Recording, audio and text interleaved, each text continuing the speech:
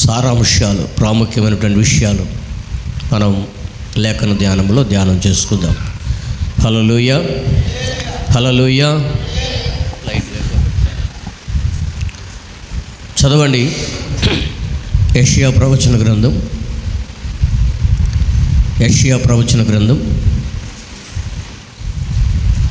61వ అధ్యాయం మొదటి 3 వచనాలు చదువుకుందాం. ప్రభువగు యెహోవా ఆత్మ నా మీదికి వచ్చి ఉన్నది, దీనులకు సువర్తమానము ప్రకటించుటకు. షార్పు తగ్గి. యెహోవా నన్ను అభిషేకించను, నలిగిన హృదయము గలవారిని దృఢపరచుటకును, చెరలో ఉన్నటువంటి వారికి విడుదలగుటకును, బంధింపబడిన వారికి విముక్తి ప్రకటించుటకును యెహోవా హితవత్సరము మన దేవుని ప్రతిదండన దినము ప్రకటించుటకును, దుఃఖాక్రాంతులందరినీ ఓదార్చుటకును, సియోనులో దుఃఖించు వారికి ఉల్లాస వస్త్రములు ధరింపజేయుటకును, బూడిదకు ప్రతిగా పూదండను, దుఃఖమునకు ప్రతిగా ఆనంద తైలమును, భారభరితమైన ఆత్మకు ప్రతిగా స్తుతి వస్త్రమును వారికి ఇచ్చుటకును ఆయన నన్ను పంపి ఉన్నాడు. చాలు. హల్లెలూయా, హల్లెలూయా. చూడండి ప్రియులారా, ఈ యెషయా ప్రవక్త ద్వారా వ్రాయబడినటువంటి యొక్క ప్రవచనంలో ప్రభు అయిన యేసుక్రీస్తు ప్రభువారిని గురించి ప్రవచిస్తున్నటువంటి యొక్క ప్రవచనాన్ని మనము గమనించగలుగుతున్నాం. యేసుక్రీస్తు యొక్క ఆగమనము ద్వారా, ఆయన రాక ద్వారా ఈ లోకానికి యేసుక్రీస్తు ప్రభువారు వచ్చుట ద్వారా ఏమేమి కార్యాలు జరుగుతాయో, ఎలాంటి కార్యాలు జరుగుతాయో వాటన్నిటిని కూడా యెషయా ప్రవక్త యేసుక్రీస్తు కాలానికంటే ముందు, బిఫోర్ క్రైస్ట్ BC, యేసుక్రీస్తు కాలానికి ముందే యెషయా ప్రవక్త కాలంలో దేవుడు తన యొక్క ప్రవచనాత్మకమైనటువంటి సందేశాన్ని యెషయా ప్రవక్త ద్వారా ప్రవచించారు. హల్లెలూయా, హల్లెలూయా. ఇక్కడ మనం గమనించినట్లయితే ప్రాముఖ్యంగా నలిగిన హృదయము గల వారిని దృఢపరుచుటకును, చెరలో ఉన్నటువంటి వారికి విడుదలను, బంధింపబడినటువంటి వారికి విముక్తి ప్రకటించుటకును, యెహోవా హితవత్సరమును మన దేవుని ప్రతిదండన దినమును ప్రకటించుటకును, దుఃఖాక్రాంతులందరినీ ఓదార్చుటకును. హల్లెలూయా. ఈ 4 ప్రాముఖ్యమైనటువంటి మాటల్లో మనం గమనించినట్లయితే విడుదల అనేటువంటి ఒక మాట ప్రాముఖ్యంగా కనబడుతుంది. అందుకని అక్కడ హితవత్సరము అంటున్నాడు. ఏమంటున్నాడు? చదవండి, అక్కడ ఏమంటున్నాడు? యెహోవా హితవత్సరము. హితవత్సరం అంటే చెప్పగలరా ఎవరైనా? హితవత్సరం అంటే చెప్పగలరా? కాదు. విడుదల సంవత్సరము. ఏమిటది? విడుదల సంవత్సరము.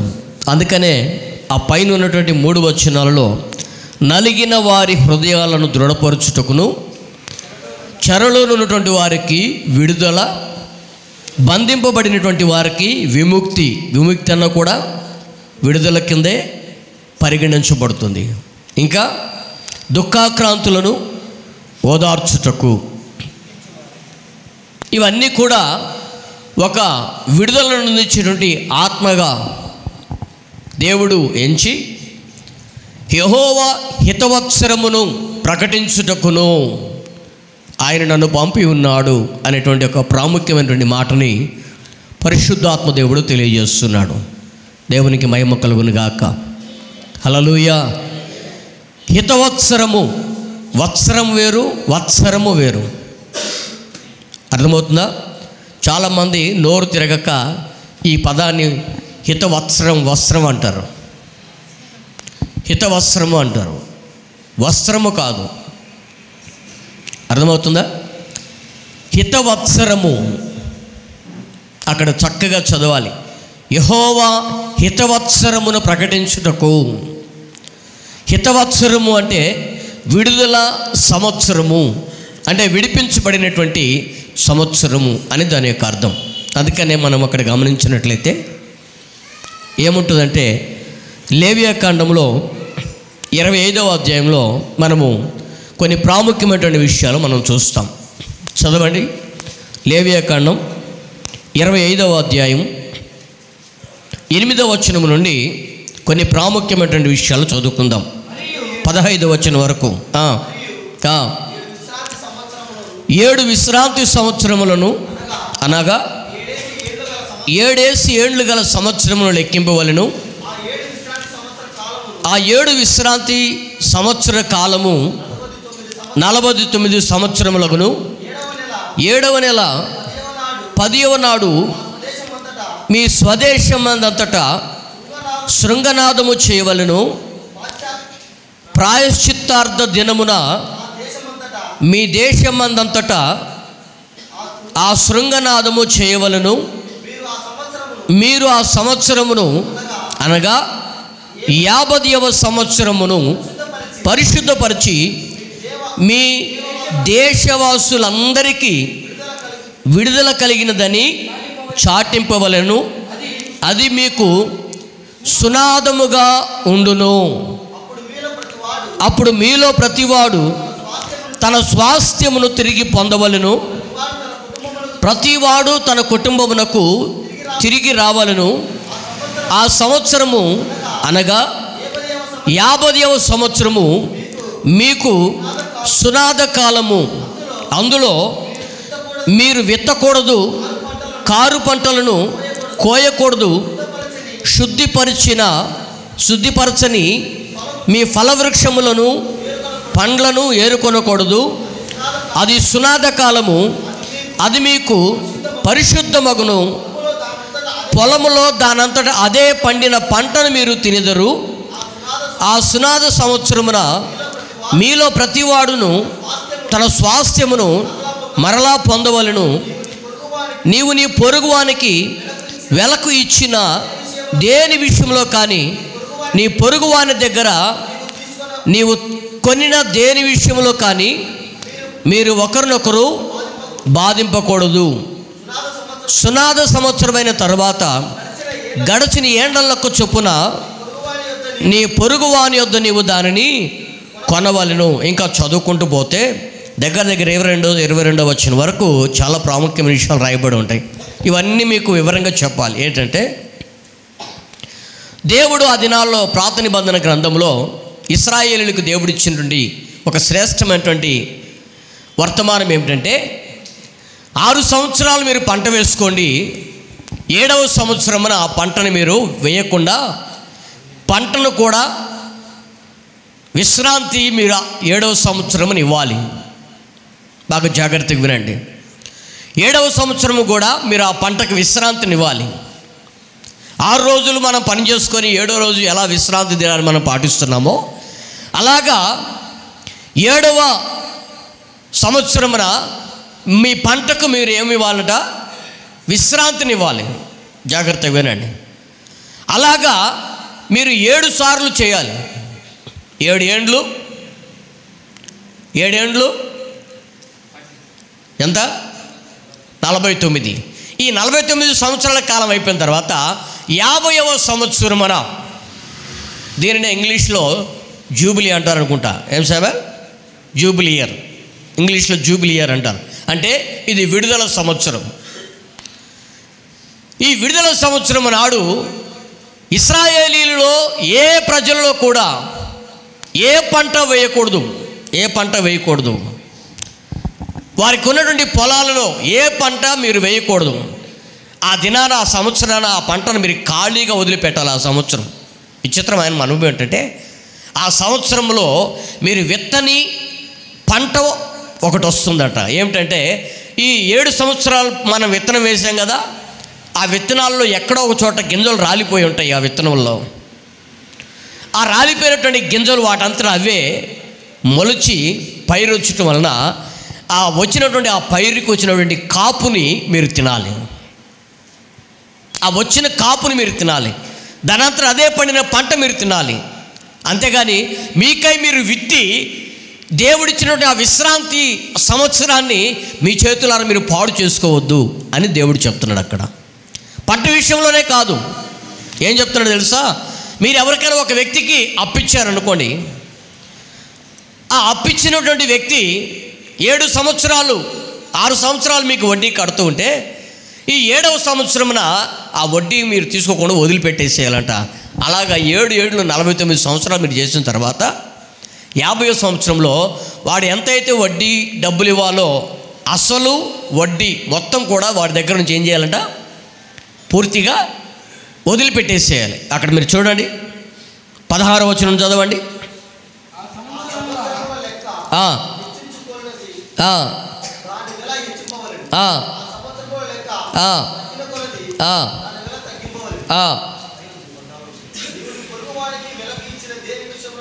నీవు నీ పొరుగువానికి 14వ వచనంలో నీ పొరుగువానికి వెలక ఇచ్చిన దేని విషయంలో కానీ, నీ పొరుగువాని దగ్గర నీవు కొనిన దేని విషయంలో కానీ మీరు ఒకరినొకరు బాధింపకూడదు. ఇంకా మనం అక్కడ చదువుకుంటూ వస్తే ఇక్కడ మనం దగ్గర 55వ వచనం వరకు అర్థమవుతుందా? 8వ వచనం నుండి 55వ వచనం వరకు మనం ఈ విషయాలన్నీ చదువుకుంటూ వస్తే చాలా ప్రాముఖ్యమైనటువంటి విషయాలు.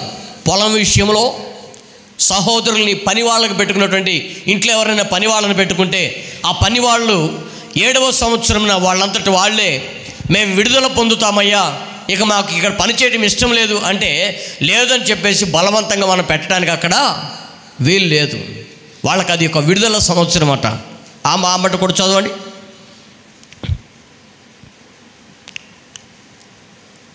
39వ వచనం చదవండి. బీదవాడి నీకు అమ్మబడిన ఎడ వాని చేత బానిస సేవ చేయించుకొనకూడదు. వాని జీతగాని వలె పరవాసి వాని వలె నీ యొద్ద నివసించి సునాద సంవత్సరం వరకు నీ యొద్ద దాసుడిగా ఉండవలెను. అప్పుడతడు తన పితరుల స్వాస్థ్యమును మరలా అనుభవించినట్లు తన పిల్లలతో కూడా నీ యొద్ద నుండి బయలుదేరి తన వంశస్థుల యొద్దకు తిరిగి వెళ్ళవలెను. చూడండి ప్రియమైన దేవుని బిడ్డలారా, వీడు 50 సంవత్సరాలు సునాద సంవత్సరం వరకు కొలువు చేసి ఆ సునాద సంవత్సరమున నేను నా పిల్లలు నా భార్య నేను అందరూ కలిసి మా స్వదేశం వెళ్ళిపోతామయ్యా, మేము ఇక్కడ ఉండదలుచుకోలేదు అని అంటే వాళ్ళు వెళ్ళాలనుకుంటే వాడు నిశ్చయంగా వెళ్ళిపోవచ్చు. ఆ యజమానట వాడిని బంధించడానికి అవకాశము లేదు. ఎందుకంటే వాడు సునాద సంవత్సరం వరకు పనిచేశాడు కనుక. అందుకని మనం గమనించినట్లయితే ఆదికాండం యాకోబు ఎన్ని సంవత్సరాలు పనిచేశాడు తన మామ దగ్గర? ఎన్ని సంవత్సరాలు? 21 సంవత్సరాలు కొలువు చేశాడు. 21 సంవత్సరాలు కొలువు చేసిన తర్వాత వాళ్ళ మామని యాకోబు అడుగుతున్నాడు, నేను వెళ్తాం నాయన, నా తల్లిదండ్రులు నేను చూడాలనుకుంటున్నాను, నా పుట్టింటోళ్ళు నేను చూడాలనుకుంటే వాళ్ళ మామ అంటున్నాడు, ఏమంటున్నాడు, నేను పంపించను, నువ్వు వెళ్ళాలనుకునే తర్వాత వెళ్ళు కానీ యాకోబుని బలవంతంగా పెడుతున్నాడు. యాకోబుని అప్పటికి యాకోబు 3 ఏళ్ళు 21 సంవత్సరాలు. ఎన్ని సంవత్సరాలు చేశాడు? ప్రేమించిన దానికోసం 7 సంవత్సరాలు, తర్వాత లేయా కోసం 7 సంవత్సరాలు, తర్వాత తన కుటుంబం కోసం 7 సంవత్సరాలు. ఇట్లా కొలువు చేసి సంపాదించుకున్నాడు. ఎంతో విస్తారమైన ఆస్తి సంపాదించుకున్నాడు. ఆ రీతిగా ఎవరైనా ఒకళ్ళు వెళ్ళాలనుకుంటే వాళ్ళు సులభంగా వెళ్ళిపోవచ్చు, బలవంతం ఏమీ లేదు. నీ బంధించడానికి లేదు. నీవు నీ పితరుల యొక్క స్వాస్థ్యం కాడుంది, నువ్వు నా దగ్గర అప్పు తీసుకున్నావు, నువ్వు నా దగ్గర ఖచ్చితంగా కూర్చోవాలి అని చెప్పి ఎవరైనా కూడా బలవంతంగా బంధించడానికి వీలు లేదట. దాన్నే సునాద సంవత్సరము అంటే విడుదల సంవత్సరము అని అర్థమవుతుందా? పాత నిబంధనలో దీనికి ఇవ్వబడిన పేరు సునాద సంవత్సరం, అంటే హితవత్సరము, విడుదల సంవత్సరము. దేవునికి మహిమ కలుగును గాక. హల్లెలూయా. ప్రియ దేవుని బిడ్డలారా, ఆ ఆ హితవత్సరము గురించి మనం చదువుకుంటూ వస్తూ ఉంటే, పరదేశి అయినా నీ యొద్ద నివసించు ధనం సంపాదించుకున్నప్పుడు, అతని యొద్ద నీవు నివసించినప్పుడు సహోదరు భేదవాడై ఉంటే, వాడు వేరొక ప్రాంతానికి వెళ్ళాలనుకుంటే వాడు తను అమ్ముకున్నట్లయితే, వాడు అమ్ముకున్నటువంటి దినాలన్నింటిని బట్టి కూడా వాడు ఈ సునాద సంవత్సరం వరకు పనిచేసి 50వ సంవత్సరం ఏం చేసేయాలంట, వెళ్ళిపోవాలనుకుంటే వెళ్ళిపోవాలి. యజమానులు బలవంతంగా బంధించడానికి వీలు లేదనేటువంటి విషయాన్ని ఇక్కడ తెలియజేస్తున్నాడు. ఇది దేవుడిచ్చినటువంటి ఒక ధర్మశాస్త్రం ప్రకారం దేవుడిచ్చిన ఒక విలువైన సందేశం. ఇది దానిని దేవుడే ప్రజలందరికీ ఇచ్చి సెలవిచ్చిన తర్వాత యెషయా ప్రవక్త ద్వారా దేవుడు మరలా సెలవిస్తున్నాడు. ఏమంటున్నాడంటే, చెరలో ఉన్నటువంటి వారికి విడుదలను ప్రకటించుటకును, బంధింపబడినటువంటి వారికి విముక్తికి ప్రకటించుటకును, యెహోవా హితవత్సరమును ప్రకటించుటకును, దేవుని ప్రతిదండం దినమును ప్రకటించుటకును, దుఃఖాక్రాంతులందరినీ ఓదార్చుటకును, సియోనులో దుఃఖించు వారికి ఉల్లాస వస్త్రమును ధరింపు చేయుటకు ఆయన నన్ను పంపి ఉన్నాడు అంటున్నాడు. హల్లెలూయా, హల్లెలూయా. వాస్తవానికి క్రిస్మస్ అని మనం నెల పొడుగున పండగ చేసుకొని యేసు ప్రభు జన్మించిన ఈ దినాన్ని మాత్రం బాగా ముక్కలు కోసుకొని కడుపు నిండా తింటాం. క్రిస్మస్ అనేటువంటి పండగకి మనం అర్థం తెలియకుండా ఏదో ఆడంబరంగా కేకులు తెచ్చుకొని కట్ చేసుకొని బ్యాండ్ మేళాలు తెచ్చుకొని ఊరేగించుకొని, నిన్న రాత్రి నేను గొడుగునూరు వచ్చాను. మన ఊరికి గొడుగునూరు వస్తే ఒక సహోదరుడు ఆయన కొడుక్కి చిన్న తప్పెట తీసుకొచ్చాడు. తప్పెట ఏది పిల్లలు కొట్టుకుంటారే తప్పెట, ఆ తప్పెట తీసుకొని వచ్చాడు. ఏంది నాయన ఇది ఎంత అని చెప్పేసి అన్నా. అంటే ఎంత 400 బాడికి అన్నాడు. ఎంత? 400. వాడు ఎంతసేపు పాయించుకున్నాడంటే సాయంత్రం పూట 1 గంట, ఆ తర్వాత సాయంత్రం పూట 1 గంట, ఆ తర్వాత పొద్దున్నే. మీకు తెలుసు కదా గొడుగునూరులో ఎంతసేపు తిరుగుతారు? 4-5 గంటలు వాయించుకున్నాడు. ఆ 4-5 గంటల కోసం వాడికి తప్పడే తీసుకొచ్చాడు. వాడు సంతోషం కోసం. అర్థమవుతుందా? వాడికి అదొక సంతోషం. కానీ క్రిస్మస్లో ఉన్నటువంటి నిజమైన సారం మనకు తెలియకుండా, క్రిస్మస్ అంటే దానిలో ఉన్నటువంటి ఆ అర్థం తెలియకుండా మనం ఎంత గొప్పగా పండగలు చేసినా దానివల్ల ఫలితం ఏమీ కూడా లేదు. ఒక మంచి మాంసం తెచ్చుకున్నాం, ఆ మాంసం రుచికరంగా వండుకుంటేనే ఆ రోజు మనకు తృప్తిగా ఉంటుంది. అవునా కదా? ఏమమ్మలారా, మాంసం తెచ్చుకున్నాం, కడుపు నిండా బాగా మంచి రుచికరంగా వండుకొని తింటే, అమ్మా ఈరోజు బాగుంది రండి అయినా తృప్తిగా తింటాం. వాస్తవమేనా? అవునా కదా? అలాగే క్రిస్మస్ అని ఒక శుభ సందర్భం అని, దేవుడు దిగివచ్చిన రోజు అని లోకానికి ఎందుకు వచ్చాడో దాని విలువ తెలియకుండా మన క్రిస్మస్ని ఆర్భాటంగా గంతులు వేసి డ్యాన్సులు వేసి ఊరంతా తిరిగి సంబరాలు చేసుకొని డబ్బులు కొట్టుకుంటా ఎద్దులు చేసుకుంటా ఉంటే దానివలన ఏమీ నామకార్థపు అనుభవం అని కూడా. అర్థమవుతుందా? యేసుక్రీస్తు లోకానికి ఎందుకు దిగి వచ్చాడో దాని విలువను గుర్తించి ఆ విలువను ఎరిగి దేవుని సన్నిధిని అనుభవించిన తరువాత క్రిస్మస్ అంటే దానికి ఒక విలువ, దానికి ఒక ప్రత్యేకత అనేది మనం గ్రహించగలిగితే దానికంటూ ఒక విలువ ఉంటుంది. హల్లెలూయా, హల్లెలూయా. ప్రియ దేవుని బిడ్డలారా, ఇక్కడ మనం గమనించాలి ఏమిటంటే, చెరలో ఉన్నటువంటి వారికి విడుదల. మనం గమనించినట్లయితే 40వ అధ్యాయం నుండి యేసుక్రీస్తు గురించి ప్రవచనాలు ప్రారంభమవుతాయి. యెషయా గ్రంథం 40వ అధ్యాయం నుండి యేసుక్రీస్తుని గురించి, కొందరు భక్తుల జీవితాల గురించి ప్రవచనాలు ప్రారంభమవుతాయి. అందుకనే 40వ అధ్యాయం 3వ వచనంలో అరణ్యములో త్రోవను సిద్ధపరచండి అనేటువంటి మాట రాయబడి ఉంటుంది. చదవండి. ఆలకించుడి, అడవిలో ఒకడు ప్రకటించుచున్నాడు. ఎట్లనగా అరణ్యములో యెహోవాకు మార్గమును సిద్ధపరచండి, ఎడారిలో దేవుని రాజ్య మార్గమును సరళము చేయండి. ఇది ఎవరి గురించి చెప్పబడుతున్న ప్రవచనం? అది బాప్తిస్మం ఇచ్చే యోహాను గురించి చెప్పబడుతున్న ప్రవచనం. యేసు ప్రభు వారి కంటే ముందు ఎవరు వచ్చారు? బాప్తిస్మం ఇచ్చే యోహాను వచ్చాడు ఈ లోకంలోకి. అర్థమవుతుందా? బాప్తిస్మం ఇచ్చే యోహాను వచ్చాడు. ఆ బాప్తిస్మం ఇచ్చే యోహాను జీవితంలో జరగబోయేటువంటి కార్యాన్ని పరిశుద్ధాత్మ దేవుడు ఇదే యెషయా ప్రవక్త ద్వారా దేవుడు ప్రకటిస్తున్నాడు. ఏమని ప్రకటిస్తున్నాడు? అరణ్యములో మార్గము సిద్ధపరచనని ఒక కేక వినబడుతుంది. ఎవరైనా అంటే బాప్తిస్మం ఇచ్చే యోహాను. బాప్తిస్మం ఇచ్చి యోహాను యేసు ప్రభు వారి కంటే ముందు సేవ చేయడం ప్రారంభించి దేవునికి ఒక మార్గాన్ని సిద్ధం చేసి సరళం చేస్తూ వస్తున్నాడు. దేవునికి స్తోత్రం కలుగును గాక. హల్లెలూయా, హల్లెలూయా. ప్రియ దేవుని బిడ్డలారా, దేవుని యొక్క సారాన్ని, దేవుని యొక్క సారాంశాన్ని, దేవుని యొక్క వృత్తాన్ని, ఆయన ఎందుకు ఈ లోకానికి దిగివచ్చాడో ఆ వృత్తాంతాన్ని మనం గమనించలేకపోవటం వలన క్రిస్మస్లో ఉన్నటువంటి సౌభాగ్యాన్ని, సారాంశాన్ని, ఆ విలువని మనం గుర్తెరగక ఈరోజున నామకార్థపు క్రైస్తవులుగా మనం మిగిలిపోతున్నాం. ప్రియ దేవుని బిడ్డలారా, ఈరోజు మనం ఒకటి గమనించాలి. అసలు యేసుక్రీస్తు లోకానికి ఎందుకు దిగి వచ్చాడు అంటే, మొదటిగా మనం గమనించినట్లయితే ప్రవచనాల నెరవేర్పు. ఏమిటది? ప్రవచనాల నెరవేర్పు. ఇశ్రాయేలీయులకు ఒక విడుదల, చెరలో ఉన్నటువంటి వారికి ఒక విడుదల, బానిసపు సంఖ్యలో ఉన్నటువంటి వారికి, బంధించబడినటువంటి వారికి ఒక విడుదల, ఇవన్నీ కూడా కలిగించడానికి యేసుక్రీస్తు వారి లోకానికి దిగి వచ్చారు. దేవునికి మహిమ కలుగును గాక. వాస్తవానికి ప్రపంచంలో ప్రస్తుతం మొత్తం 195 దేశాలు ఉన్నాయి. ఎన్ని దేశాలు ఉన్నాయి? 2023 జనాభా లెక్కల ప్రకారంగా, 2023 సంవత్సరం జనాభా లెక్కల ప్రకారంగా ప్రస్తుతం ప్రపంచంలో 195 దేశాలు ఉన్నాయి. ఎన్ని దేశాలు ఉన్నాయి?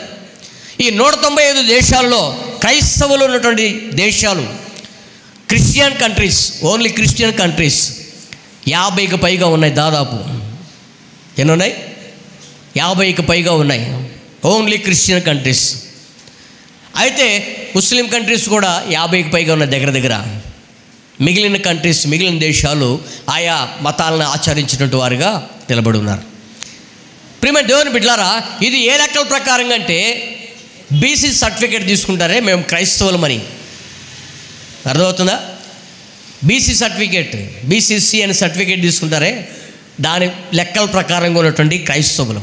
అయితే ఇంకా ఎస్సీసీలుగానే కొనసాగుతున్నారు కొంతమంది కదా, ఎస్సీసీలుగానే కొనసాగుతున్నారు చాలామంది.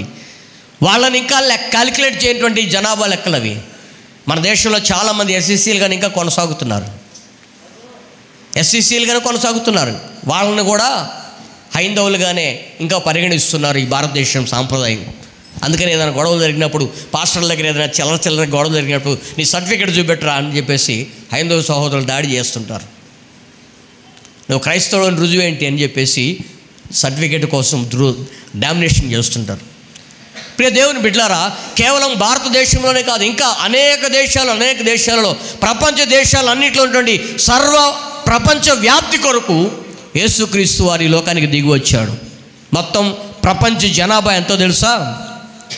200,000 కోట్లు, ఇంచుమించుగా 1000 కోట్ల పైగా ఉందా? 2023 జనాభా లెక్కన ప్రకారంగా 2.4 బిలియన్ కోట్స్ అని రాయబడింది. 2.4 బిలియన్, 2.5 బిలియన్ అంటే 1000 కోట్లు. ప్రియ దేవుని బిడ్డలారా, ఆ లెక్క ప్రకారంగా మనం చూసుకుంటే ఈ 1000 కోట్ల మంది జనాభాలో క్రైస్తవులుగా మనం ఉన్నామా? చెరలో నుంచి విడిపించబడినటువంటి వారిగా మనం ఉన్నామా? బానిసపు సంఖ్యలో నుంచి విడిపించబడినటువంటి ఆ గుంపులో మనం ఉన్నామా? మనం గమనించినట్లయితే పరిశుద్ధ గ్రంథంలో యేసు ప్రభు వారు ఈ లోకంలో అడుగుపెట్టిన మొట్టమొదటి 8వ దినాన ఇద్దరు జీవితాలకు ఒక విడుదల కలిగింది.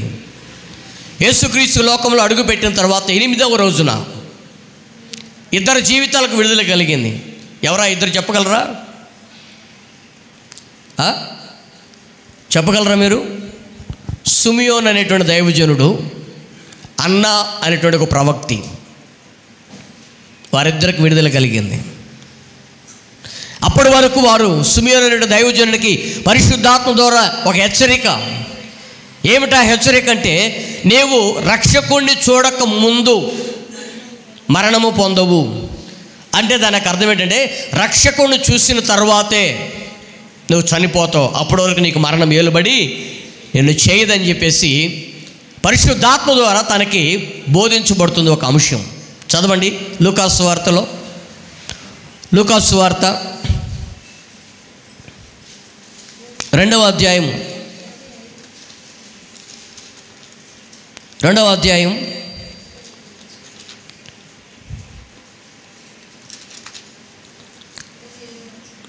21 నుండి చదవండి. ఆ శిశువులకు సున్నతి చేయవలసిన 8వ దినము వచ్చినప్పుడు, ఎన్నవ దినమున యూదుల ఆచారం ప్రకారం ఇశ్రాయేలీలు కానీ యూదుల ఆచారం ప్రకారం ఇశ్రాయేల్ దేశంలో ఇశ్రాయేలు ప్రజల మధ్యలో ప్రతి ఒక్కరు కూడా పుట్టినటువంటి ప్రతి మగపిల్లవాడికి తొలిచూలు పిల్లవాడిని దేవునికి అర్పించడము ఒక పవిత్రమైనటువంటి ఒక ఆజ్ఞ. అది దేవుడు ఆదిలో ధర్మశాస్త్ర కాలంలో దేవుడు దాన్ని నియమించి పెట్టున్నాడు. ప్రతి తొలిచూలు మగపిల్లవాడిని దేవునికి యెహోవాకు అర్పణగా మీరు ఇవ్వాలని. అతన్ని ఏం చేస్తారంటే 8వ దినాన్ని దేవుని మందిరాన్ని తీసుకొని వచ్చి సున్నతి చేస్తారు. ఏం చేస్తారు? సున్నతి చేయడానికి యెరూషలేం దేవాలయం దగ్గరికి తీసుకొని వస్తారు. అలాగే యెరూషలేం దేవాలయం దగ్గరికి యేసు ప్రభు వారిని కూడా తీసుకొని వచ్చారంట. ఎవరు? యోసేపు, మరియా. వీళ్ళిద్దరూ 8వ దినాన యేసు ప్రభువుని తీసుకొని వస్తే అక్కడ ఒక వ్యక్తి మాట్లాడుతున్నాడు. చదువుకుంటారండి కింద. తమను శుద్ధి చేసుకొని దినమును గడిచినప్పుడు ప్రతి తొలిచూలు మగపిల్ల ప్రభువునకు ప్రతిష్ఠ చేయబడలను అని ప్రభు ధర్మశాస్త్రముందు వ్రాయబడినట్లు ఆయనను ప్రభువునకు ప్రతిష్ఠించుటకు ప్రభు ధర్మశాస్త్రముందు చెప్పబడినట్లు గువ్వల జతనైనను 2 పావురపు పిల్లలను బలిగా అర్పించుటకును వారు ఆయనను యెరూషలేముకు తీసుకొని పోయిరి. యెరూషలేమునందు సిమియోను అనేటువంటి ఒక మనుష్యుడు ఉండెను. అతడు నీతిమంతుడును భక్తిపరుడునై ఉండి ఇశ్రాయేలు యొక్క ఆదరణ కొరకు కనిపెట్టువాడు. పరిశుద్ధాత్మ అతని మీద ఉండెను. చూడండి, సిమియోనులో ఉన్నటువంటి గొప్ప లక్షణాలు: నీతిమంతుడట, భక్తిపరుడట, ఇశ్రాయేలు యొక్క ఆదరణ కొరకు కనిపెట్టువాడట, పరిశుద్ధాత్మ అతని మీద ఉండేనట. దేవునికి మహిమ కలుగును గాక. ఇన్ని ప్రాముఖ్యమైనటువంటి లక్షణాలు ఉన్నటువంటి వ్యక్తి వాస్తవానికి మనం గమనించినట్లయితే సొలొమోను భక్తుడు ఒక మాట అంటాడు: నీవు ఉంటే వెచ్చగా ఉండు, లేకపోతే నులివెచ్చగా ఉండు, చల్లగానే నుండు, వెచ్చగానే ఉండు. అది ప్రాముఖ్యమైనటువంటి మాట కాదు కానీ సొలొమోను భక్తుడే ప్రసంగి గ్రంథంలో ఒక మాట అంటాడు. ఏమంటాడంటే, అధికముగా నీతిమంతుడివై ఉండకము, అధికముగా భక్తిహీనుడివై ఉండకము అనేటువంటి ఒక మాట అంటాడు. ఎందుకంటాడు సొలొమోను ఆ మాట అంటే, అధికముగా నీతిమంతుడు అంటే మరణం తొందరగా ఏలుబడి చేస్తుంది. అర్థమవుతుందా? అధికముగా నీతిమత్వం తొందరగా నీతిమత్వం పొందితే మరణము మనల్ని ఏలుబడి చేస్తుంది. ఎందుకు ఆ మరణం ఏలుబడి మనల్ని చేస్తుందంటే గమనించండి, త్వరగా నీతిమంతులం అయిపోతే దేవుని యొక్క పరిపూర్ణత మనలో ఏమైపోతుంది? మనలోకి వస్తుంది. అర్థమవుతుందా? ప్రసంగి గ్రంథంలో రాయబడి ఉంటుంది. ఆ మాట చదవండి. ప్రసంగి గ్రంథం 8వ అధ్యాయం అనుకుంటాను. అధికముగా నీతిమంతుడవై ఉండకము, అధికముగా పాపివై ఉండకము అనేటువంటి మాట రాయబడి ఉంటుంది.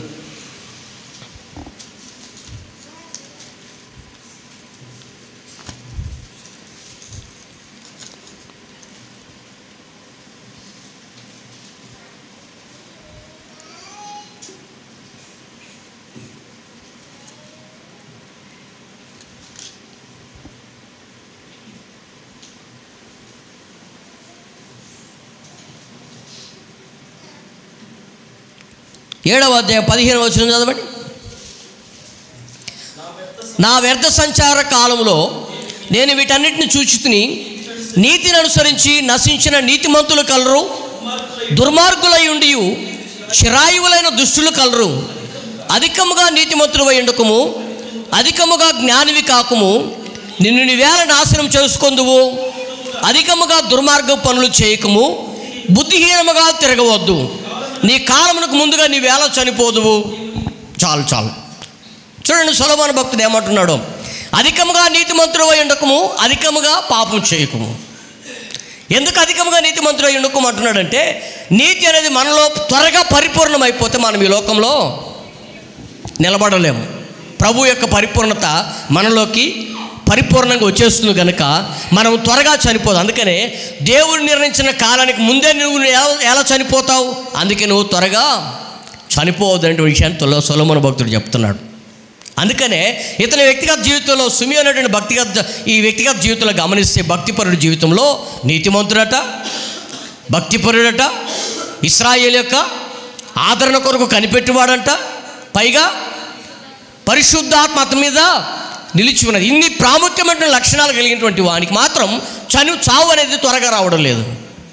ఊరు పొమ్మంటుంది, కాడు రమ్మంటుంది, ఊరు పొమ్మంటుంది, కాడు రమ్మంటుంది, కానీ మరణం మాత్రం ఆయనకు రావడం లేదు. అర్థమవుతుంది నేను చెప్పింది మీకు? అర్థమవుతుందా? ఊరేమో పొమ్మంటుంది, కాడేమో రమ్మంటుంది. ఏది ఏ కాడు? వల్లకాడు. వల్లకాడంటే సమాధులు దొడ్డినేమో రమ్మంటుంది, ఊరేమో పోరానాయన ఉంటుంది, కానీ ఈయనకు మాత్రం మరణం రావట్లేదు. ఎందుకు మరణం రావట్లేదు? ఎందుకంటే పరిశుద్ధాత్మ ద్వారా ఇతనికి ఒక బయలుపరచబడింది ఒక ప్రవచనం. ఏంటంటే నీవు రక్షకుడిని చూసిన తర్వాత చనిపోతావు, అప్పటి వరకు నీకు సావు లేదు అని ఇతనికి ఎదురు చూస్తూ ఉన్నాడు. ఎవరా వ్యక్తి అని ఆ రక్షకుని కొరకు కనిపెడుతూ ఉన్నాడు. ప్రతిదినం రోజు దేవాలయం దగ్గరకు వస్తున్నాడు. ఇశ్రాయేలీయులు తొలిచూలు పిల్లల్ని బలి అర్పించేటప్పుడు, సున్నతి చేసినప్పుడు వాళ్ళ దగ్గరికి వెళ్ళి చూస్తున్నాడు. పరిశుద్ధాత్మ ఎవరిని ప్రేరేపిస్తుందా, ఎవరి దగ్గర ప్రేరేపిస్తుందా, ఎవరి దగ్గర తనను ప్రేరేపిస్తుందా అని ఆశతో ఆతృతతో ఎదురు చూస్తున్నాడు. కానీ చాలా ఎదురు చూశాడు కానీ మరణం అనే దానికి రావట్లేదు. హల్లెలూయా! మరణం అనేది రావడం లేదు. ప్రియమైన దేవుని బిడ్డలారా, ఇది ఎప్పుడైతే యేసు ప్రభువుని 8వ దినాన దేవాలయం దగ్గరికి తీసుకొని వెళ్ళి సున్నతి చేయడానికి యోసేపు మరియలు తీసుకొని వెళ్ళి చేతుల్లో పెట్టుకొని వెళ్తున్నారో, వెంటనే ఈ భక్తిపరుడు వారి దగ్గరికి పరిగెత్తుకుంటూ వెళ్ళి ఏం చెప్తున్నాడు చదవండి. 17వ వచనం చదవండి.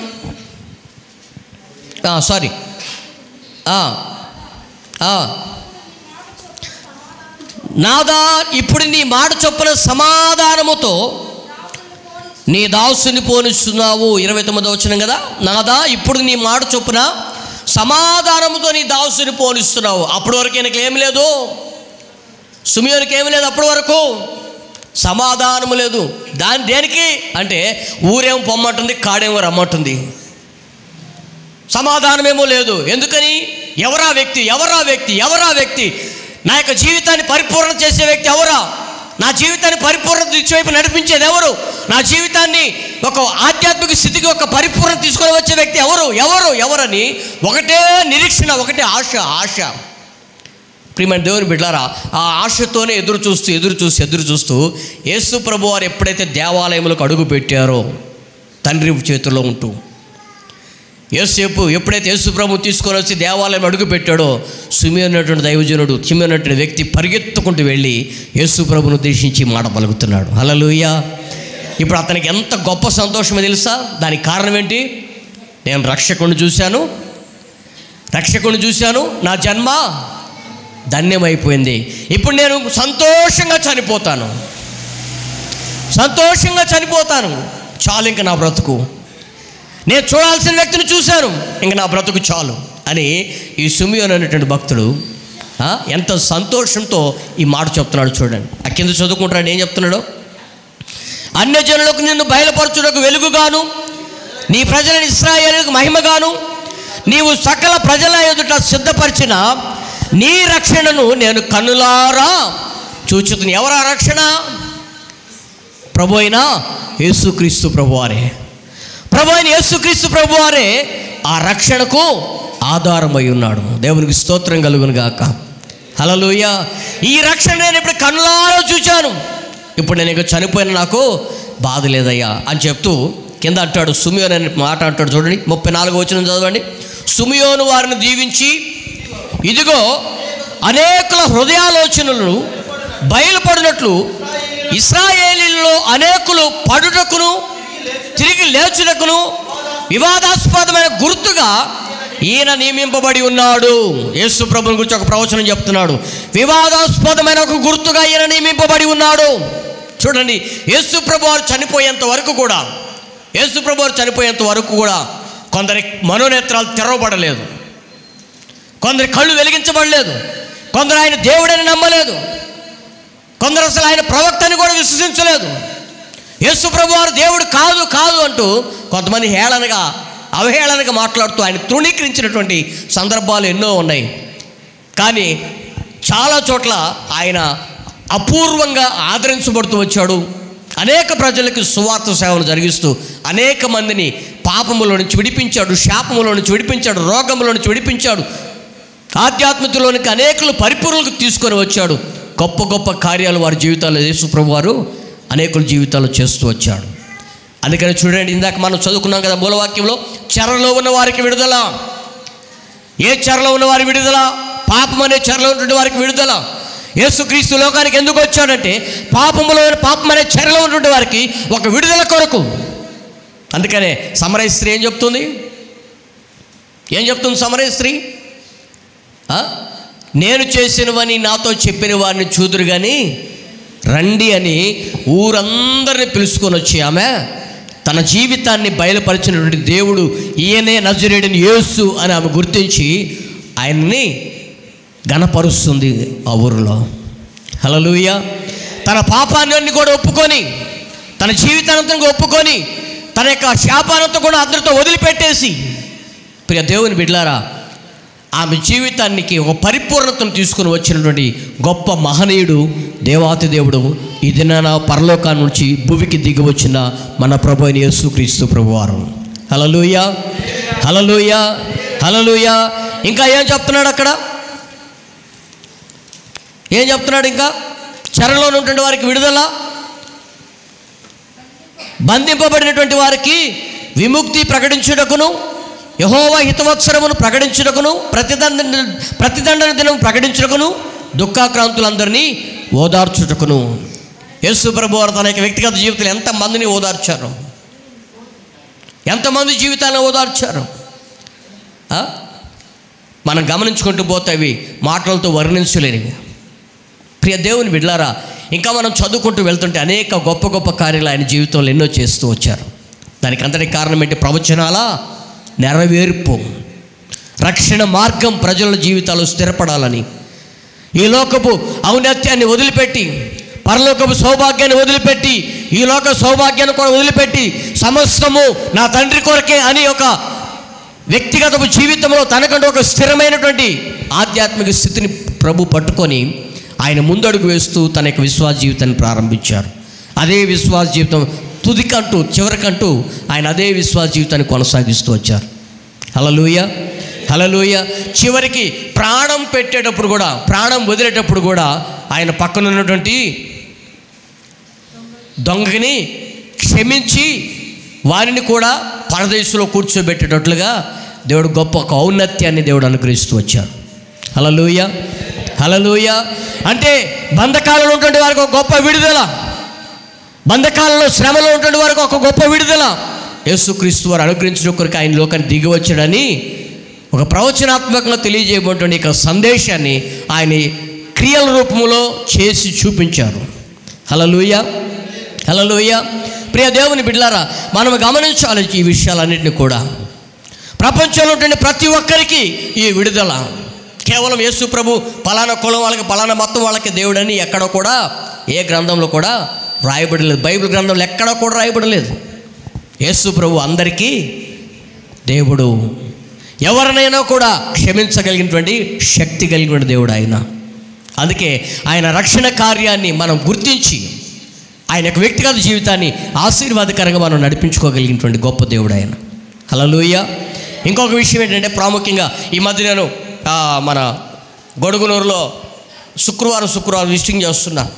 ఆ మధ్య శుక్రవారం విజిటింగ్ చేస్తుంటే అక్కడ ఒక పాస్టర్ గారు పరిశుద్ధాత్ముడు లేడు, పెంతెకోస్తు బోధ అంతా దొంగ బోధ, ఆ బోధ దరిద్ర బోధ, ఈ బోధ ఆ బోధ అని చెప్పేసి ఇష్టానుసారంగా తిడుతున్నాడు. నేను సరే చెప్పుకొని ఏదో ఒక రోజు దేవుడు కార్యం చేస్తాడని చెప్పేసి వింటూ ఉన్నా. మన విశ్వాసులందరూ కూడా చూడయ్యా ఎట్ట బోధ చేస్తున్నాడు, పరిశుద్ధాత్ముడు లేడు, అంత దొంగ బోధ, ఆ బోధ ఈ బోధ అని చెప్పేసి ఇష్టానుసారంగా తిడతాడని చెప్పేసి అంటే, సరే మా దేవుడు చూసుకుంటాడని చెప్పేసి నేను వాళ్ళందరికీ, మన విశ్వాసులందరికీ చెప్పుకుంటూ వచ్చా. పరిశుద్ధాత్ముడు ఉన్నాడు అనేదానికి ఒక రుజువు ఏంటో చెప్పనా? పరిశుద్ధాత్ముడు ఉన్నాడు అనేదానికి ఒక రుజువు చెప్పనా? రీసెంట్గా మన మధ్యలో అంతకుముందు వచ్చి నిన్న పోయిన వారం కాక ముందు మా ప్రభువు నన్ను నిద్రించాడని చెప్పానే, ఎవరైనా గుర్తుందా మీకు? పాస్టర్ జిమ్మీ కిచెన్స్ గారు అమెరికా నుంచి మన మధ్యలోకి వచ్చారు.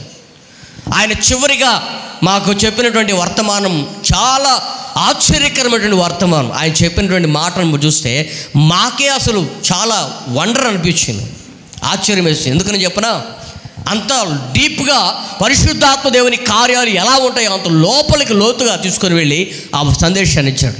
దానిలో ఒక చిన్న ఒక పార్ట్ ఏంటంటే మీకు అర్థమయ్యటం కోసం నేను చెప్తున్నాను. ఆయన చెప్పినటువంటి సందేశంలో ఇదొక సందేశం. పరిశుద్ధాత్ముడు ఉన్నాడు అనేదానికి ఒక రుజువు. చాలామంది క్రిస్మస్ అని డ్యాన్సులు వేసి, లేకపోతే నాట్యాలు చేసి, వీధుల్లో కోలాటాలు వేసి, లేకపోతే ఆ పాటలు ఈ పాటలు అవన్నీ పెట్టి ఏదో నానా రకాల హంగామా చేస్తారు. కానీ క్రిస్మస్ అంటే పరిశుద్ధాత్ముని కార్యము, ఇది పరిశుద్ధాత్మ దేవుడి లోకానికి పంపించాడు అనే దానికి ఒక రుజువు ఏంటి అని ఆయన ఒక చిన్న క్లారిఫికేషన్ ఇచ్చాడు. దాన్ని కూడా మీకు నేను చెప్పాలని ఈరోజు ఆశ కలిగి ఉన్నా. ఏంటంటే వాస్తవానికి మనం గమనిస్తే మీకు ఎవరికైనా నేను అంతకుముందు చెప్పానా? ఎవరికి చెప్పలేదు అనుకుంటా, ఎవరికి చెప్పలే. వాస్తవానికి యేసు ప్రభు వారికి కన్య అయినటువంటి మరియ దగ్గరికి వెళ్ళి యేసు ప్రభు వారు నీ గర్భమును పుట్టబోతున్నాడని కన్య అయిన మరియకు చెప్పిన తర్వాత, కన్య అయినటువంటి మరియకి చెప్పక మునుపు తమ సమీప బంధువురాలైనటువంటి ఎలిజబెత్ దగ్గరికి తన భర్త దగ్గరికి జకర్యా దగ్గరికి వెళ్ళి ఆయన దేవాలయంలో ధూపం వేస్తుంటే ఆయన దగ్గరికి వెళ్ళి, జకర్యా నీ గర్భమున ఒక కుమారుడు పుట్టబోతున్నాడు, వారికి యోహాను అని పేరు పెట్టు అని చెప్పి తన యొక్క ప్రవచనాత్మక సందేశాన్ని దేవుడిస్తున్నాడు. ఆ మాట చదవండి, లూకా సువార్త కదా, చదవండి.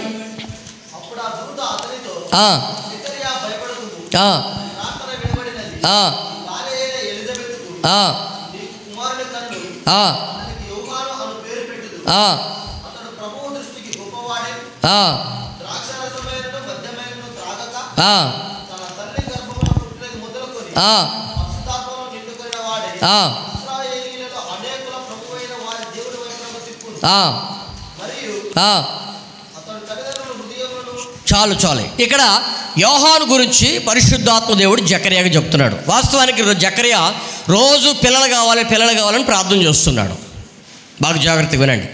పిల్లలు కావాలని జకర్యా ప్రార్థన చేస్తున్నాడు. మరొక ప్రక్క దేవుని సేవ చేస్తున్నాడు. ఎందుకంటే జకర్యా వంతు వచ్చింది కాబట్టి అక్కడ ఆ దినాలలో యాజకులు వంతులు చొప్పున యాజక ధర్మాన్ని జరిగిస్తూ ఉండేవారు. ఈరోజు నాది వంతు, రేపు నీది అన్నట్లుగా ఒక వంతుల వారిగా యాజక ధర్మాన్ని జరిగిస్తూ వస్తున్నారు.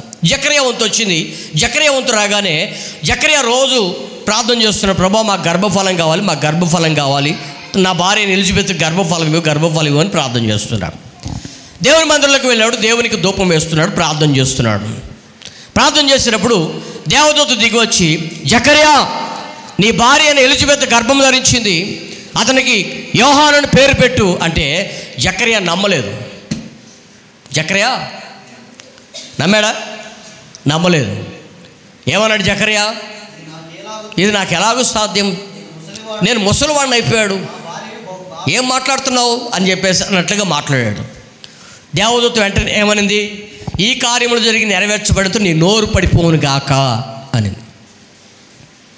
ఎందుకని? దేవుని మాట నమ్మలేదు కాబట్టి, దేవుడు చెప్పిన మాట నమ్మలేదు కాబట్టి దేవదూత ఏమనింది? నీ నోరు పడిపోవును గాక అనింది. వెంటనే జకర్యా నోరు మాట పడిపోయింది. మందిరం నుంచి బయటకు వచ్చాడు. దేవుడు ఏమి సెలవు ఇచ్చాడని ప్రజలందరూ అడుగుతుంటే జకర్యా బెబ్బెబ్బే అంటున్నాడు. ఏమైనా మందిరంలో పెట్టేప్పుడు బాగానే పోయావు కదా, వచ్చినప్పటికి ఏమైంది నీకు, దేవుడు ఏమైనా కొట్టాడు నిన్నంటే జకర్యా ఏం మాట్లాడలేక బెబ్బెబ్బే అంటున్నాడు. ఏమైందయ్యా చెప్పయ్య అంటే బెబ్బెబ్బే అంటున్నాడు. ఇంకేం మాట్లాడలేకపోతున్నాడు. మొత్తం మీద జకర్యా భార్య గర్భం ధరించింది. తర్వాత ఇప్పుడు దేవదూత యోసేపు భార్యని మరియ దగ్గరికి వెళ్ళింది. దయాప్రాప్తురాలా నీకు శుభము. ఏమిటమ్మా శుభవచనం, తొందరగా చెప్పమని చెప్పేసి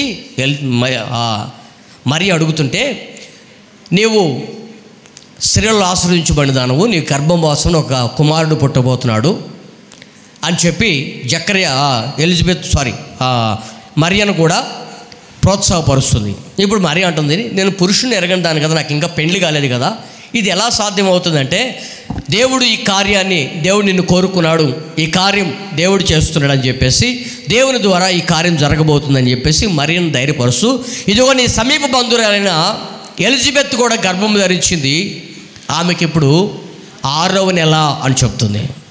చదవండి ఆ మాట అక్కడ 29వ వచనం చదవండి, మొదటి అధ్యాయం లూకా సువార్త.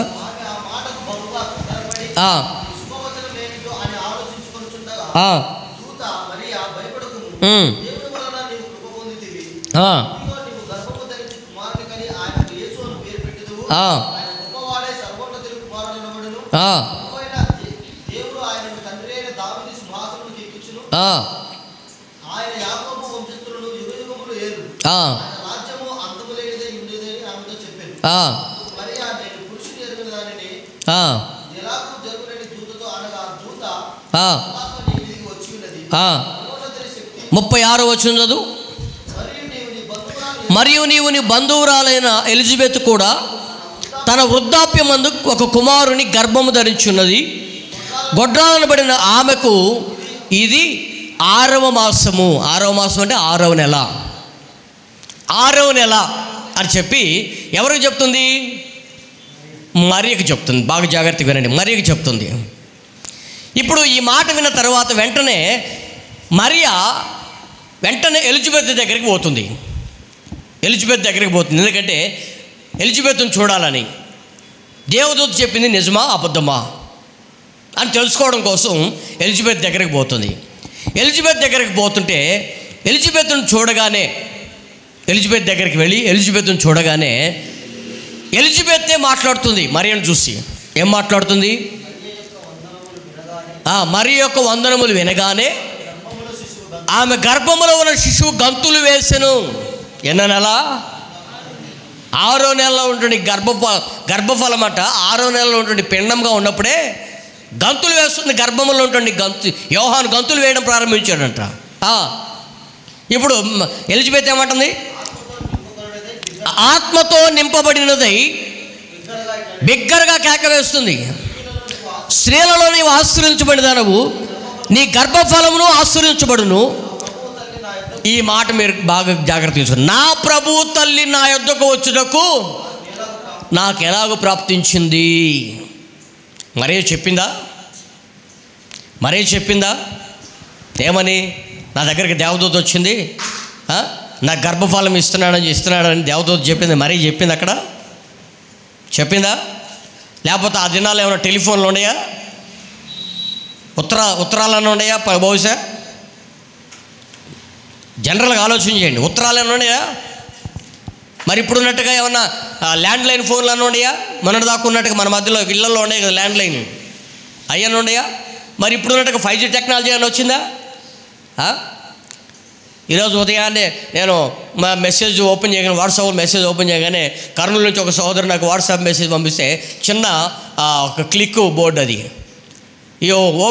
ఓపెన్ దిస్ మెసేజ్ అని బ్లూ మార్క్ అని చెప్పాను. నేను ఆ బ్లూ మార్క్ ఓపెన్ చేయగానే హ్యాపీ క్రిస్మస్ అని చెప్పేసి అది మెసేజ్ ఓపెన్ అయ్యి, ఇంకా నాకు అదే ఏది పుట్టినరోజు క్యాండిల్ వెలిగిస్తే వెనక ఇది మ్యూజిక్ వచ్చి చూసారా, ఆ టైపుగా మెసేజ్ ఇక అదే అంతా ఉంది. ఇదేదో బాగుంది కదా చెప్పి నేను ఆన్ చేసి నా పేరు పెట్టి నేను కూడా అందరికి పెట్టడం జరిగింది.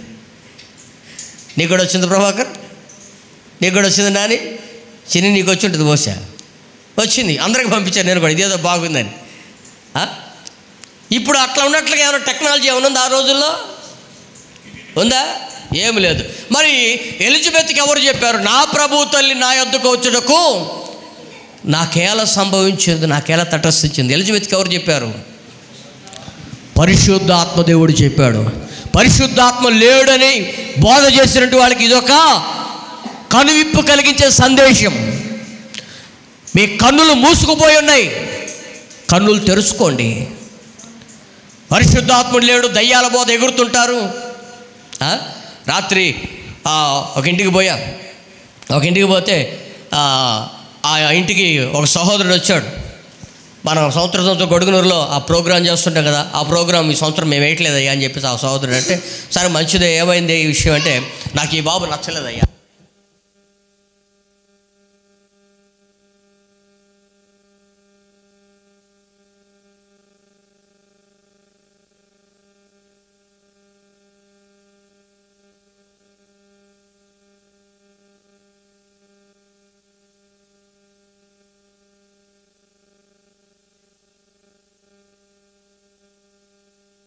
జయ సంఘమైనా, నాయన సంఘమైనా, తల్లి సంఘమైనా, పిల్ల సంఘమైనా, ఏ సంఘమైనా పరిపూర్ణత లేకపోతే పరలోకం ఏ సంఘము పోదు. ఆ పరిపూర్ణత ఎవరి ద్వారా రావాలి? పరిశుద్ధాత్మ ద్వారా రావాలి. పరిశుద్ధాత్ముడు ఉన్నాడు. ఆ పరిశుద్ధాత్ముడు జకర్యాను బలపరిచాడు. ఆ పరిశుద్ధాత్ముడు ఎలిజబెత్తును లేవనెత్తాడు. ఎలిజబెత్ గొడ్రాలను పడుతున్న ఎలిజబెత్ గర్భఫలం ఇచ్చాడు. అదే పరిశుద్ధాత్ముడు మరియ మీదకు దిగి వచ్చాడు. అదే పరిశుద్ధాత్మ ద్వారా మరియ గర్భఫలం పొందింది. అదే పరిశుద్ధాత్ముడు ఎలిజబెత్కు తెలియజేశాడు. అదే పరిశుద్ధాత్ముడు ఎలిజబెత్ నోటి నుంచి మాట్లాడుతున్నాడు, నా ప్రభు తల్లి నా యొద్దకు వచ్చుటకు ఏమి తటస్థించినది. ఊరికి నాకు ఇంగ్లీష్ మాటలు మాట్లాడి ధూమ్ ధామ్ ధామ్ ధూమ్ ధూమ్ అని అంటే అది ప్రసంగం కాదు. అర్థమవుతుందా?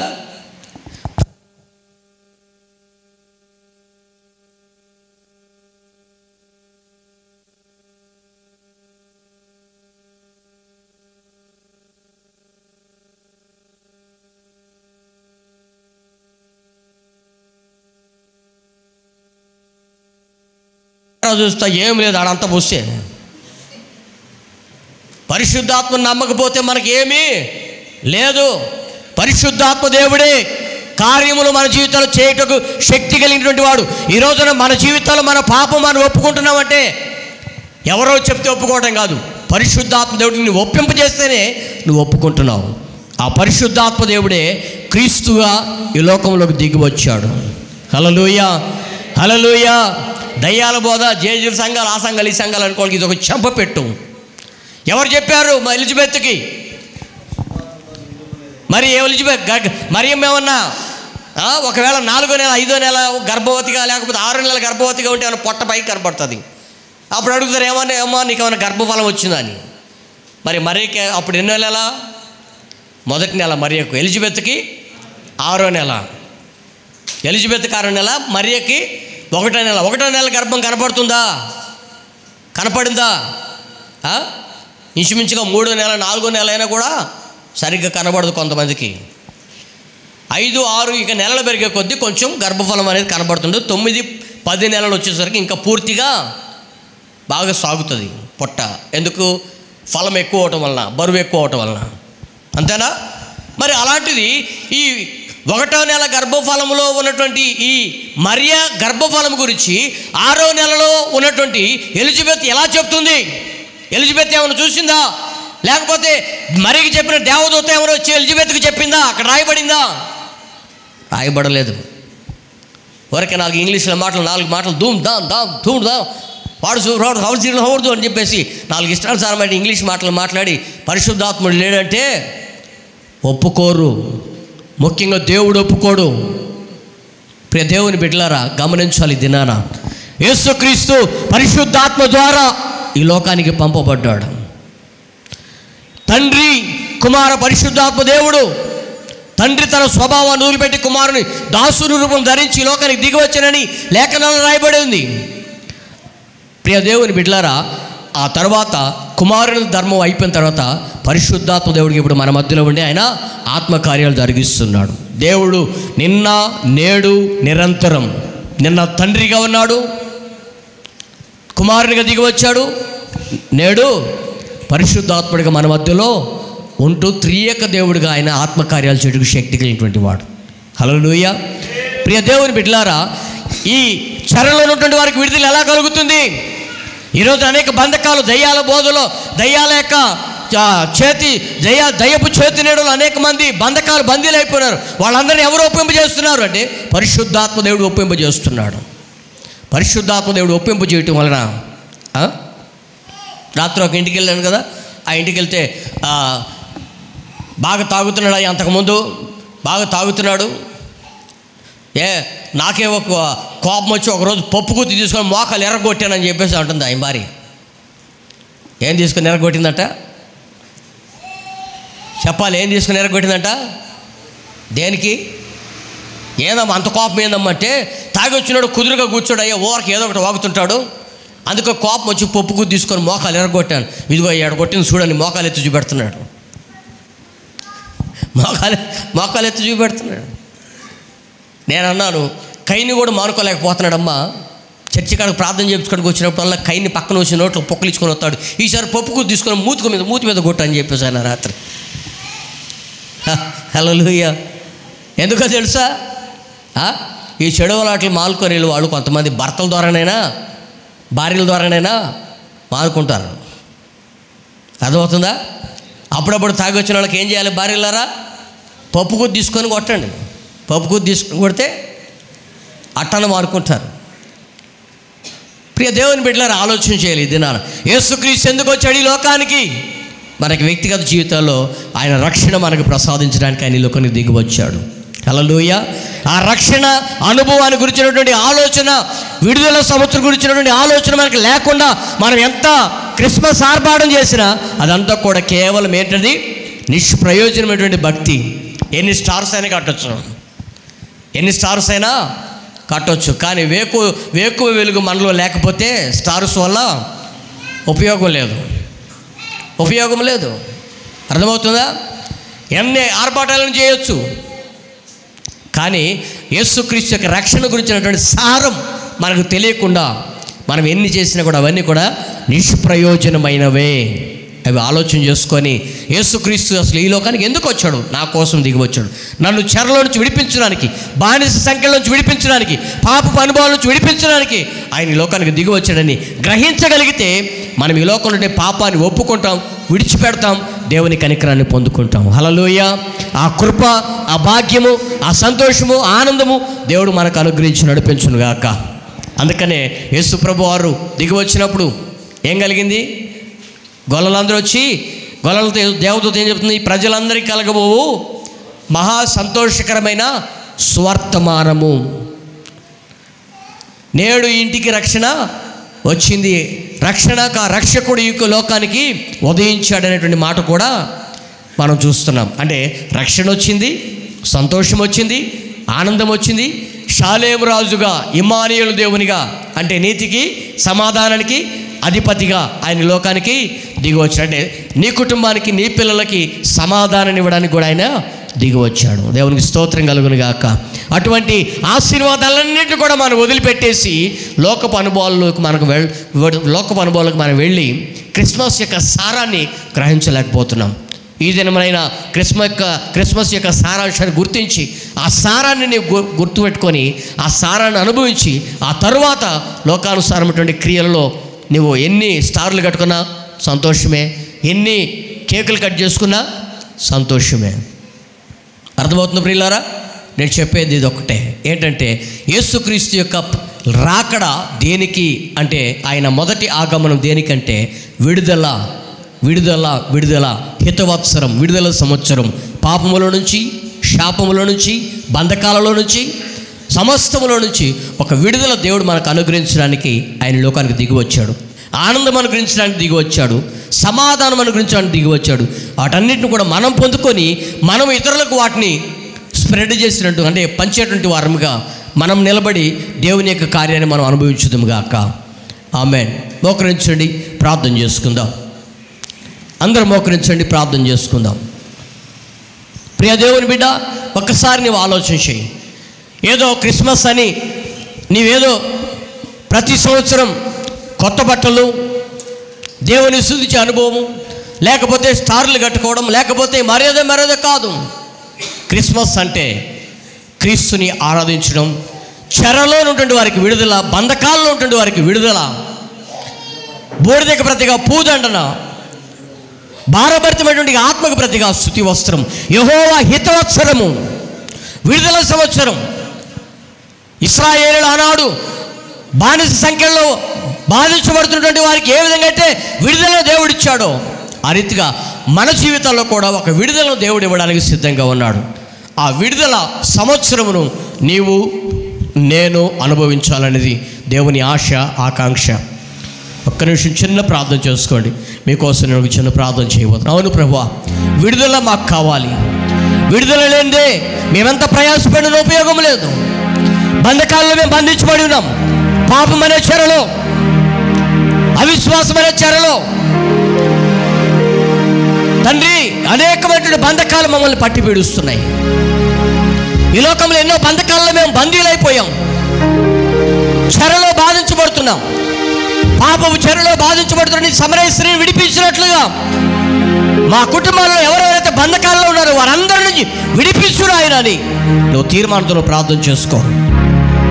నీ గర్భఫలంలో దేవుడు జకర్యా పుట్టబోతున్నాడని దేవుడు పరిశుద్ధాత్ముడు సెలవు ఇచ్చినప్పటికీ కూడా జకర్యా నమ్మలేదు. తద్వారా జకర్యా జీవితం మోగబోయింది. మోగబోయినటువంటి ఆ కంఠం తిరిగి మరలా తెలుసుకునేటట్లుగా దేవుడు ఆత్మకార్యాన్ని చేసి జకర్యాను అనుగ్రహించి, జకర్యా జీవితంలో యోహాను అనుగ్రహించి ఎంతో ఆశ్చర్యకరమైనటువంటి కార్యాన్ని దేవుడు చేశాడు. మరియ జీవితంలో కూడా పరిశుద్ధమైనటువంటి ఒక గొప్ప జీవితంగా ప్రపంచంలో 10,000 కోట్ల జనాభా అంతటికి కూడా రక్షణను అనుగ్రహించడానికి యేసుక్రీస్తు సశరీరుడుగా ఈ లోకానికి దిగి వచ్చాడు ఆయన. దానికి కారణం పాప శాపములు నలిగిపోతున్నటువంటి మన కుటుంబాలలో ప్రజలందరి యొక్క శాప విమోచన కొరకు, రక్షణ కొరకు, సంతోషం కొరకు, సమాధానం కొరకు యేసుక్రీస్తు ప్రభువారు దిగి వచ్చి ఉన్నారు. ఒక చిన్న తీర్మానంతో ప్రార్థన చేసుకో. అవునయ్యా, ఇంతకాలం క్రిస్మస్ అంటే మేము కొత్త బట్టలు అనుకుంటూ వచ్చాం. క్రిస్మస్ అంటే నక్షత్రాలు కట్టుకోవడం అనుకుంటూ వచ్చాం. క్రిస్మస్ అంటే ఏదో ఆచారపూర్వకంగా కోసుకోవడం, వండుకోవడం, తినడం అనుకోవడం వచ్చాం. క్రిస్మస్ అంటే నిజమైనటువంటి అనుభవం ఏంటి మీరు మాకు తెలియజేశారు అయ్యా. ఆ యొక్క మీ జన్మ రహస్యాన్ని మేము గుర్తించి పరిశుద్ధాత్మ ద్వారా మీరు ఈ లోకానికి దిగి వచ్చారనేటువంటి ఒక ఉన్నతమైనటువంటి ఉద్దేశం మాకు తెలియజేసినందుకు ఈ స్తోత్రాలు చెల్లిస్తున్నాం ప్రభు అని చిన్న తీర్మానం చేసుకోండి. మీ కొరకు నేను చిన్న ప్రార్థన చేయబోతున్నాను. ప్రభువా, మీరు మా కొరకు దిగి వచ్చినందుకు వందనాలు. మీరు ఈ లోకానికి తీసుకొని వచ్చిన రక్షణ, మీరు ఈ లోకానికి తీసుకొని వచ్చినటువంటి సంతోషం, మీరు ఈ లోకానికి తీసుకొచ్చిన సమాధానం, మీరు ఈ లోకానికి తీసుకొచ్చినటువంటి ఆనందం మేము కూడా అనుభవించాలి ప్రభువా. మా జీవితాన్ని పరిపూర్ణతగా నడిపించుకోవాలి. సిమియోను జీవితం ఏ విధంగా అయితే పరిపూర్ణత చెందిందో అలాగా మా జీవితం కూడా పరిపూర్ణత చెందినట్లుగా మమ్మల్ని నడిపించండి అయ్యా అని చిన్న ప్రార్థన చేసుకోండి. మీకోసం నేను చిన్న ప్రార్థన చేయబోతున్నాను. ప్రేమగల తండ్రి, పరిశుద్ధుడా, మీకు వందనాలు ప్రభువా. తండ్రి, మీరు మాకు ఈ దినం తెలియజేసిన ప్రతి మాటను బట్టి స్తోత్రాలు. అవునయ్యా, బంధకాలలో ఉన్నటువంటి వారికి విడుదల, చెరలో ఉన్నటువంటి వారికి విడుదల, యెహోవా హితవత్సరం ప్రకటించడానికి, ప్రతిదండన దినమును ప్రకటించడానికి, భారభరితమైనటువంటి ఆత్మను తొలగించడానికి అయ్యా మీరు ఈ లోకానికి దిగి వచ్చారు. దానికి ప్రతిగా రక్షణ, సంతోషము, ఆనందము, సమాధానము మా జీవితాలకు మీరు అనుగ్రహించి వచ్చారు. సిమియోను జీవితానికి సమాధానం ఎలాగైతే అనుగ్రహించారో, అన్న అనేటువంటి ప్రవక్తికి ఏ విధంగా అయితే సమాధానం అనుగ్రహించి ఆమె జీవితాన్ని కూడా పరిపూర్ణత చేశారో, మా జీవితాలు కూడా అలాగే పరిపూర్ణత చేయడానికి ఆత్మదేవునిగా మీరు మా మధ్యలోకి దిగి వచ్చారనేటువంటి ఆ సంకల్పాన్ని బట్టి స్తోత్రాలు. అవి మేము గ్రహించి అయ్యా పరిశుద్ధాత్మ ద్వారా మేము పరిపూర్ణత దిశలోకి నడిపించబడినట్లుగా మాకు సహాయం దయచేయమని, ఈ కడవరి దినాల్లో మీ ఆత్మ కార్యాలు మేము గుర్తించి మోయబడినటువంటి మా మనోత్రాలు వెలిగించబడినట్లుగా మీరు మమ్మల్ని నడిపించమని, క్రిస్మస్లో ఉన్నటువంటి సారాన్ని మేము గుర్తించి ఆ సారాన్ని అనుభవించినట్లుగా మాకు సహాయం దయచేయమని, మహిమ ఘనత ప్రభావాలు మీరే పొందుకోమని మీ ఘనమైన హస్తానికి మా జీవితాన్ని అప్పగిస్తూ విన్నటువంటి వర్తమానం మా హృదయాలు పదిలపరుచుకునే కృప దయచేయమని యేసు నామములో అడిగి వేడుకొనుచున్నాము తండ్రి. ఆమేన్. ఆమేన్. అందరం లేచి నిలబడదాం. ఒక పాట పాడుతుండగా మన హృదయపూర్వక కానుకలు